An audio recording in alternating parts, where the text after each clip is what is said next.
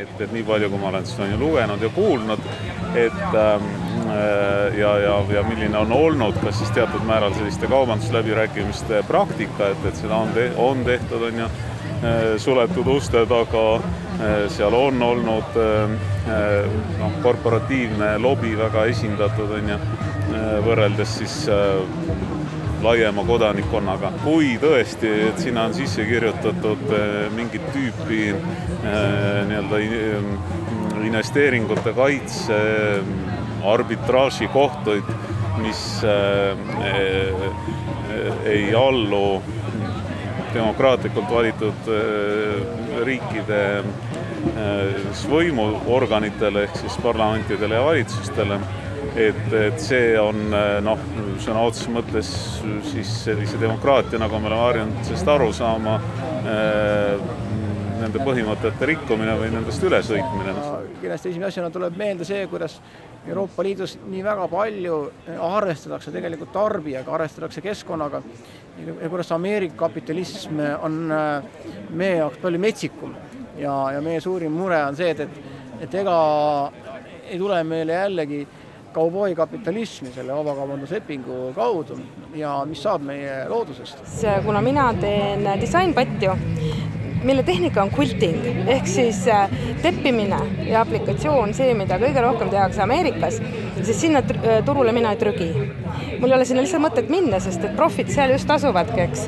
Eestis on see turg küllaltki selline hõre, ütleme niimoodi, et minu kliendid on põhiliselt siin ja Euroopas, aga ma arvan, et igasugune vabakaubandusleping tuleb ju ettevõtjale ainult kasuks. Kaubavahetus on kõige jätkusuutlikum jõukuse kasvuallikas ja loomulikult Reformierakond toetab vabakaubanduslepet Euroopa Liidu ja Ameerika Ühendriikide vahel. See põhimõte, et me ei sea takistusi omavahel selle kaubandusele on ülioluline. Samamoodi on ülioluline ka see, et kõik võimalikud standardid oleksid võimalikult ühtsed, et oleks võimalik nii Euroopas kui Ameerikas kasutada neid tooteid, mis on ühel pool või teisel pool katta saada. Ameerika ja Euroopa Liidu vahelise vabakaubanduslepingu loomise või kujunemise protsess on tegelikult väga pikk ja keeruline. Ja siin on mitu erinevat tahku. Üks on see, mis puudutab konkreetselt majandusarengut, seda, et praeguses maailma konkurentsis ilmselt on Euroopa jaoks väga oluline, et see leping oleks. Teine külg on nüüd need hirmud, mis inimestel on. Ja need hirmud on mitmesugused, ühed on tegelikult mingid probleemid ja ohud, mida püütakse lahendada. See, mis puudutab tõesti, ütleme, kas on neid samad kvaliteedistandardeid ja ka teatud sotsiaalseid standardeid ja nii edasi. Ja nende ümber käivadki konkreetsed läbirääkimised. Need on asjad, mis on konkreetsed punktid paberi peal ja mille ümber käivad siis need vaidlused ja nii edasi. Ja kuna mina otse sellega ei tegele, siis ma ei oska teile ütelda, kui palju sinna on kaasatud neid igasuguseid nii asjatundjaid kui liikumisi, ma usun, et seda tehakse.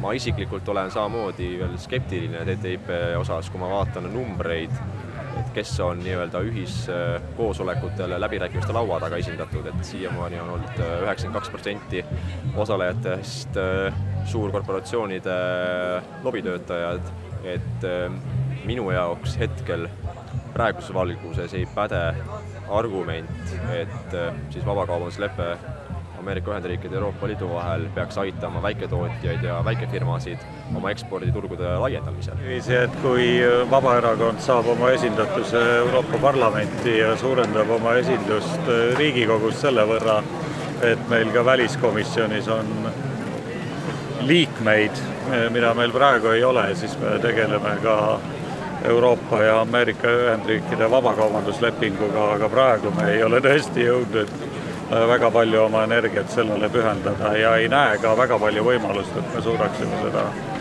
protsessi kuidagi olulisel määral mõjutada. Tekivad hoopis sellised kummalised piirid, mida me ei oska ette näha ja me ei oska selle mõjuga alati ette näha.